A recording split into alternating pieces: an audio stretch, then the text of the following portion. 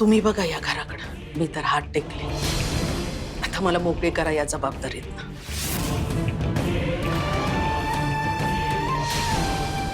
थांब वीरू.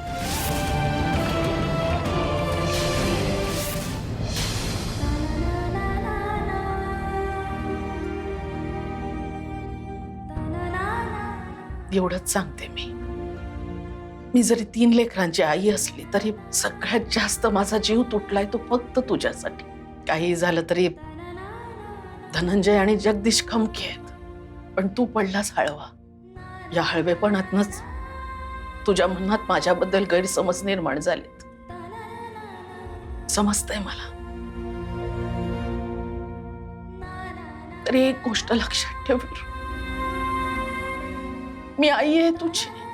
तुझंच काय, कुणाचंही वाईट व्हावं असं चुकूनही माझ्या मनात येणार नाही. तुम्हा सगळ्यांचं भलं व्हावं हेच रोज मागणं मागते मी देवाकडे. एवढं जरी तुझ्या लक्षात राहिलं तरी भरून पावलं.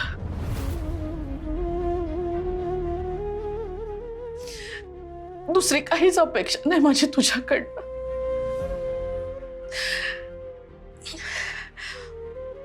ये तू आता.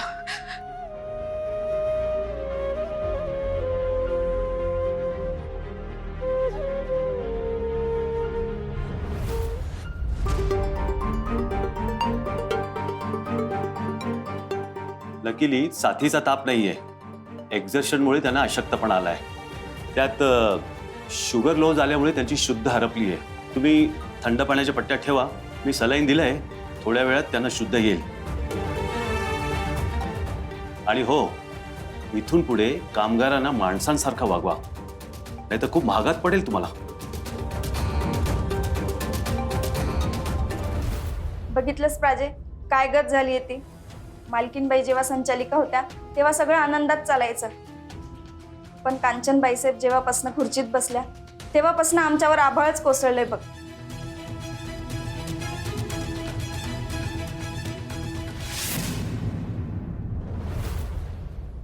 काय एवढ्या आजारी पडलाय मंगलताई? होय, हे समजा जाऊबाईंच्या आडमुठपणामुळे झाले. अहो, मंगलताईंचा आज जीव जाता जाता वाचलाय. मम्मीने जर मला फॅक्टरी बद्दल सांगितलं नसतं आणि मी वेळेत पोचले नसते तर आज काय खरं नव्हतं वस्तात. एवढा कसला मात चढलाय कांचन वहिनींना त्यांच्या तर आता. वस्तात, तुम्ही जाऊबाईंना काय बी बोलू नका. कसं काय बी बोलू नका.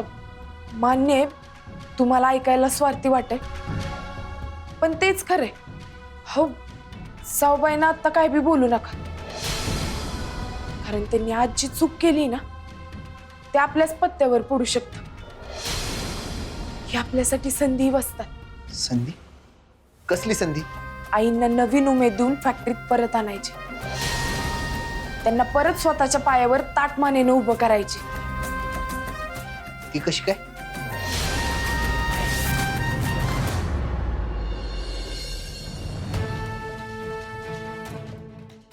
राजा, तू इकडे? नाही म्हणजे काल तुझी मम्मी हिशोब देऊन गेली ना? वय, आपला हिशोब क्लिअर आहे. इकडे मला वेगळाच हिशोब चुकता करायचा.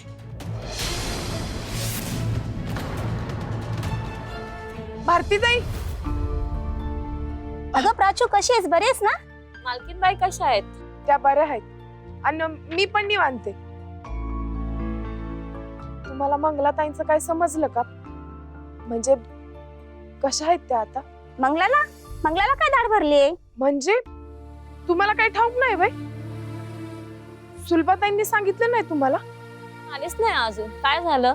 हो, मंगलाताईंची तब्येत बरी नव्हती, तरी बी त्या कामावर आलत्या. त्यांना यायला जरा उशीर झाला म्हणून जाऊबाईंनी, म्हणजे तुमच्या बाईसाहेबांनी त्यांना ओव्हर टाइम करायला लावलं. त्यांना घेरी आली. रातच्याला बेशुद्ध होऊन त्या पडलेल्या. मी जाऊन त्यांना ऍडमिट केलं आणि सुलभाताईंना बोलून घेतलं. अगं बाई, एवढं झालंय? आता आजारी असल्यावर कामाला एवढं चुंपल्यावर असंच होणार ना. एकीकडे चकाळेला उन्हाळ आणि दुसरीकडे फॅक्टरीचे कडक नियम. हे नियम अगोदर असे नव्हतेच, आत्ताच झाले. कांचनबाई संचालिका झाल्या ना तेव्हापासून. वय की मालकीनबाई इकडे असताना अशी रानटी वागणूक नव्हती बाई कवा. माणुसकी असायची. आता तर बोलायची पंचायतच आहे. पंचायत आहे म्हणजे अहो बोललं पाहिजे, त्याशिवाय गोष्टी बदलणार कशा? नाही म्हणजे जे काय चाललंय ते तुम्हाला मान्य आहे काय? नाही ना. अहो आज जी वेळ मंगलाताईंवर आली ना ती उद्या तुमच्यावर येऊ शकते. हे समजा चालणार आहे का तुम्हाला? छे, आम्हाला कुठे हौस आली का हा त्रास भोगायची?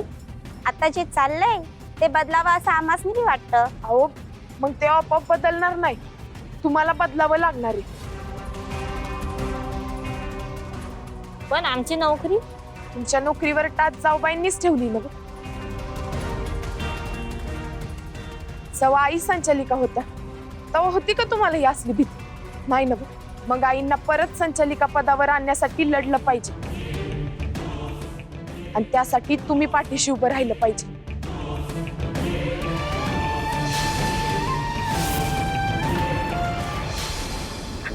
आता ऐकलंच ना आवाज. आता ठेवतो ना फोन, परत यायचं कोण? अगं भेटायला आलो की मग हवं तेवढं बोलत बस की. हवं तेवढं बोल, हवं तेवढं भेट, सोडूच नको. अगं खरंच. आता काय खोटं बोलले काय? चांगली आयडिया आहे. हा ठेवतो हा. काय चाललंय तुमचं? कोणाशी बोलताय? कुठे काय, कोणाशी नाही. फोन बघू तुमचा. अगं सांगितलं ना एकदा कोणाशी बोलत नाही म्हणून. मग फोन दाखवा ना.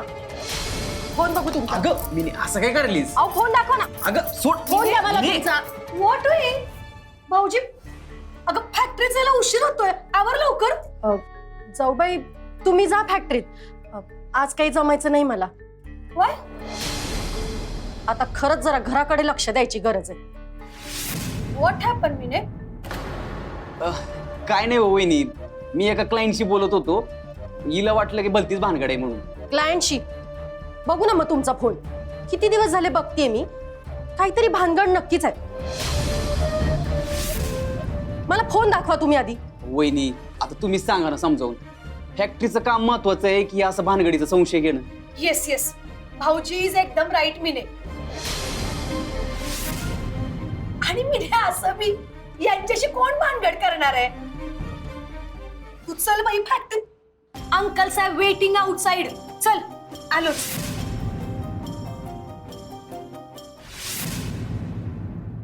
वय ना पर्सलाईन लावली आहे म्हण त्या मंगलेला. आज मंगलाचं असं झालंय, उद्या आपलं बी असं होईल. काय बी करून हे थांबलंच पाहिजे. होय होय, हो, थांबायलाच थांबायलाच पाहिजे. पाहिजे, होय, होय, थांबायलाच थांबायलाच पाहिजे. पाहिजे. नाही, थांबलंच पाहिजे ना. What this meeting? वर्कलोड सुरू नाही केलं अजून? आम्ही करणार नाहीये काम. मग काय घरला बसायचंय बेरोजगार होऊन? आम्ही ते बी होऊ देणार नाही. आम्हाला आमच्या हक्काचं काम पाहिजे, हक्काची कमाई पाहिजे. What meaning? तुमच्याशी बोलायचंच नाही आम्हाला. हो हो, संचालक मंडळाच्या सगळ्या सदस्यांना इथे बोलवा. त्यांच्यासोबत आमची मीटिंग घ्या, तेव्हाच आम्ही बोलू. तेव्हाच आम्ही बोलू. हो हो, तेव्हाच आम्ही बोलू. तेव्हाच आम्ही बोलू. थांबा. असा आमना काय प्रकार आहे? संचालक मंडळ कशा पाय पाय तुम्हाला? काही नाही अंकल साहेब, एक्स्ट्राची मस्ती चढली यांना. दुसरं काय? आता गुपचूप कामाला लागताय की गेट टुगेदर सगळ्या नोकरीवरनं आउट करू? काय तुम्ही असं करूच शकत नाही. तुम्ही जर असं केलं ना आम्ही तुमच्या विरुद्ध खटला दाखल करू. हो हो, आम्हाला न्याय मिळस तर आम्ही प्रॅक्टिसचं काम सुरूच होऊ देणार नाहीये. काय ग बायांनो? हो बरोबर आहे. कांचन शिराळकर मुर्दाबाद मुर्दाबाद. कांचन शिराळकर मुर्दाबाद मुर्दाबाद. कांचन शिराळकर मुर्दाबाद मुर्दाबाद. कांचन शिराळकर मुर्दाबाद मुर्दाबाद. मिने व्हॉट गो? मला काय ठाऊक. बोलवायच लागते आता संचालक मंडळाची मीटिंग. अजून काय?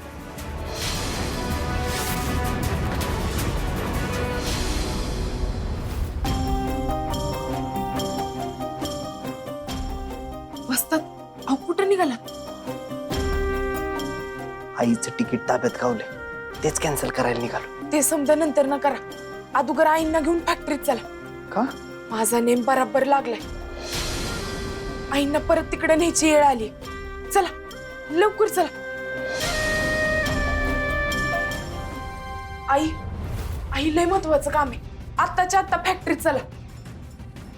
अहो लय मोठी भानगड झाली आहे.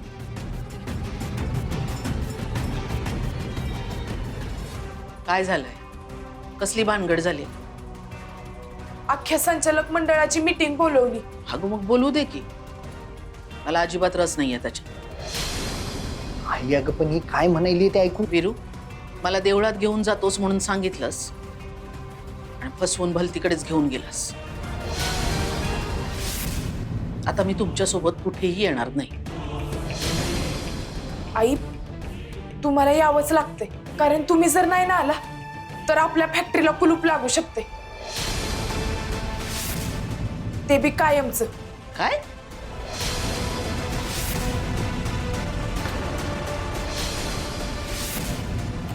कांचन शिराळकर मुर्दाबाद मुर्दाबाद. आल्यात ना आता संचालिका मंडळाच्या लेडीज. मग बोला की काय बोलायचंय ते. आम्हाला फॅक्टरीत बदल पाहिजे, हुकुमशाही बंद व्हायलाच पाहिजे. काल मंगलाबाईंना जी काय वागणूक दिली तिचा आम्ही धिक्कार करतो.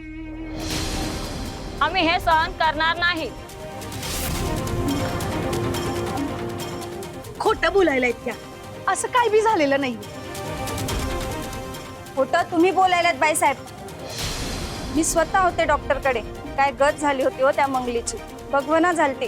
अहो रातभर तिला सलाईन लावायला लागली, तेव्हा कुठे जाऊन तिला घरला सोडलंय. ही असली वागणूक कवा बी मिळाली नव्हती आम्हाला फॅक्टरीत. मालकीनबाई संचालिका असताना माणुसकी होती इकडं, आता तर सगळंच नसलंय. कांचनबाई साहेब संचालिका झाल्यापासून आम्हाला ताशी कामावर ठेवलंय, बोनस बी काढून टाकलाय. मालकीनबाईंनी आमच्या मुलांच्या शिक्षणासाठी स्कॉलरशिप बी सुरू केली होती, ती बी तुम्ही बंद करून टाकली. त्यात भरीसभर म्हणून कामं बी बिघडली. बाईसाहेब स्वस्तातला कच्चा माल मागवायला, त्यानं मसाल्यांचा दर्जा पार बाद झालाय. होय की, बाजारात फॅक्टरीचं नाव खराब झालंय, लोक आम्हाला जाब विचारायलेत. मालाचा दर्जा हाय की लो याच्याशी यांना काय गिवणते नाही का. तुमचा पगार तुम्हाला मिळतोय ना, मग गपगुमानं वर्कलोड करायचं आणि सायलेंट मोडवर रिटर्न तिकीट घरला जायचं. काय बाईसाहेब, ही फॅक्टरी काही तुम्हाला हुंड्यात नाही दिलेली. मालकीनबाईच्या हाताखाली राबून आम्ही एकत्र उभी केली आहे. आमच्या सगळ्यांच्या कष्टाने उभं केलंय आम्ही हे समजा. हे असं तुम्हाला आम्ही मातीत मिळवू देणारच नाही. आम्हाला नग या संचालिका बाई, मालकीनबाईंनाच परत आणा, त्याच पाहिजे आम्हाला संचालिका. हो हो आम्हाला नको या संचालिका.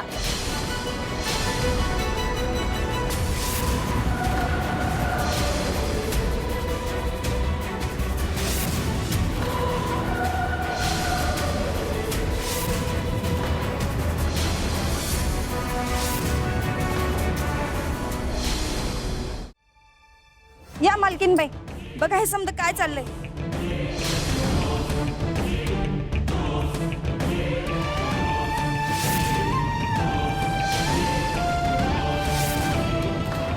बरं झालं तुम्ही आलात मालकीनबाई.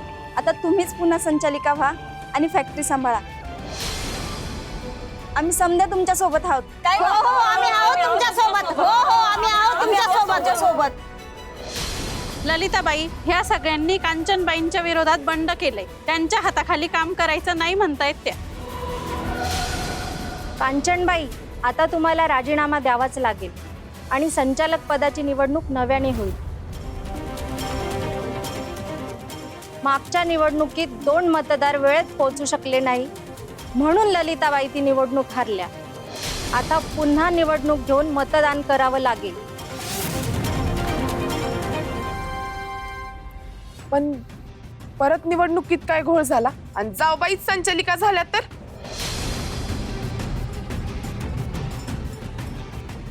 आम्ही तसं होऊच देणार नाही. कांचनबाई साहेबांची उमेदवारीच आम्हाला मान्य नाही. होय, कांचनबाई साहेबांना उमेदवारी द्यायलाच नको अशी मागणीच आम्ही संचालक मंडळाकडे करायला. जर कांचनबाई साहेबांना उमेदवारी दिली, आम्ही कोणी बी त्यांना मतदान देणार नाही. खरं तर मालकीनबाईंची निवड बिनविरुद्धच व्हायला पाहिजे. आता सगळ्यांचं स्पष्ट मत आईंच्या बाजूनी म्हणल्यावर निवडणुकीचा घाट तरी कशाला घालताय, नाही का?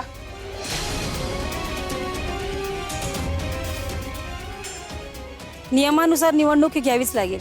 कांचनबाईंनी किंवा इतर कोणी उमेदवारीचा अर्ज केला नाही तरच ललिताबाईंची निवड बिनविरोधी होईल आणि निवडणुकीचा व्याप वाचेल. साहेब, आता तुम्हाला कोणीच मत देणार नाही म्हटल्यावर निवडणुकीचा घाट तरी कशाला घालायचा? म्हणजे फॅक्टरीच्या संचालिका म्हणून आईंची बिनविरोध निवड झालीच म्हणून समजायची, नाही का?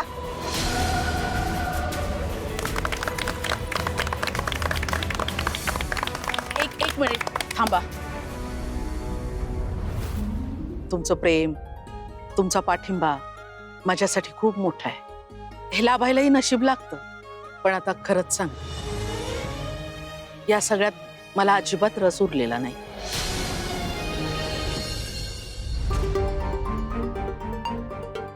आजपर्यंत जेवढं जमेल तेवढं सगळं केलं मी, पण यापुढे आता नाही झेपणार मला.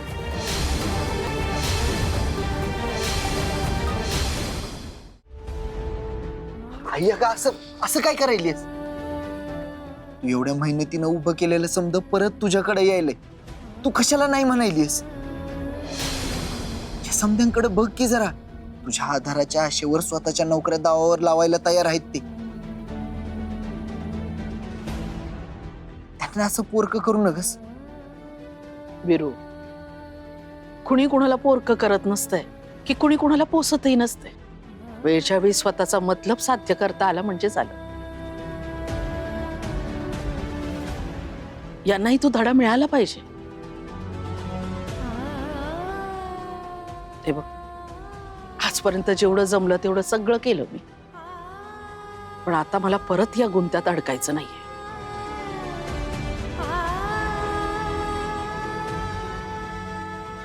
माफ करा मला.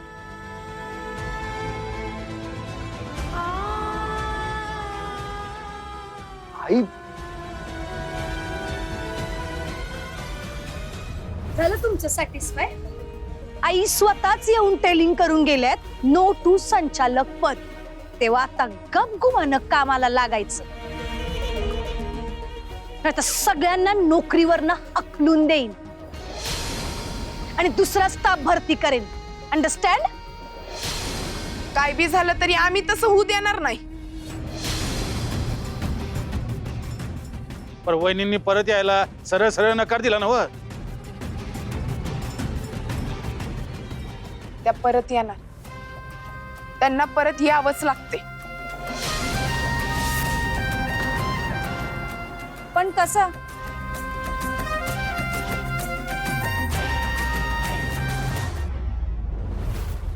रंग बाहेर नाही घालवायचा. हाय, हा गुलाबी रंग. आजी, सगळे म्हणतात की तू देवदर्शनाला जाणार आहेस. हो ग बाई, जाणार आहे. 15 दिवस. कदाचित जास्तच. आजी, नको ना जाऊस.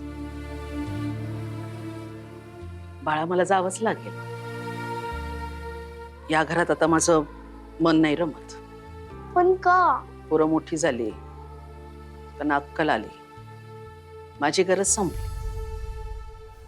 या घरात माझं कुणीही काही ऐकत नाही. प्रत्येकाला मनमानी करायची. आणि आता असं का, असं विचारू नकोस. माझ्याकडे त्याचं उत्तर नाही. आजी, पण मी आहे ना अजून लहान. हो ग बाळा, पण तू ही कधीतरी मोठी होणारच ना. नाही, मोठी झाली तरी मी तुझं ऐकेन. मी नाही करणार मनमानी. आजी, माझ्यासाठी तरी थांब ना ग. आई आई, या समजाजणी तुमची मनधरणी करायला आले. तुमच्या बिगर फॅक्टरीत कोणाला बी करमत नाही.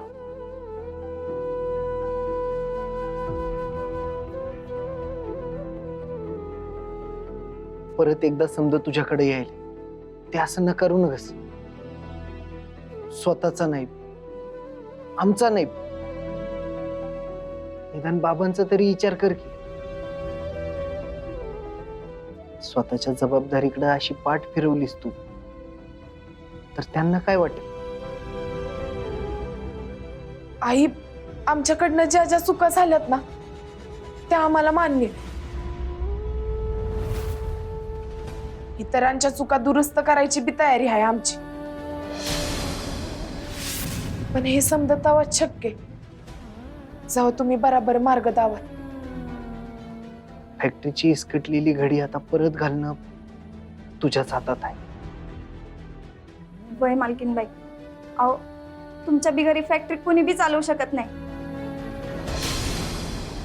आणि आम्ही तर तुमच्याशिवाय पोरकेच होऊन जाऊ. आमच्यासाठी तरी परत या मालकीनबाई. खरंच म्हणजे हेच तसा मोठा आहे. इकडं आड दुसरीकडे विहीर, म्हणजे तुम्हाला झालेला त्रास त्यातनं सुचलेला देवदर्शनाचा मार्ग योग्यच आहे. आणि इकडे फॅक्टरीची जबाबदारी बी लय महत्वाची आहे बघा. नाही, ही स्वीकारली तर त्यातनं सुटका नाही. जो काही निर्णय घ्यायचा तो पुरता विचार करून घ्या. अजून काय सांगायचं?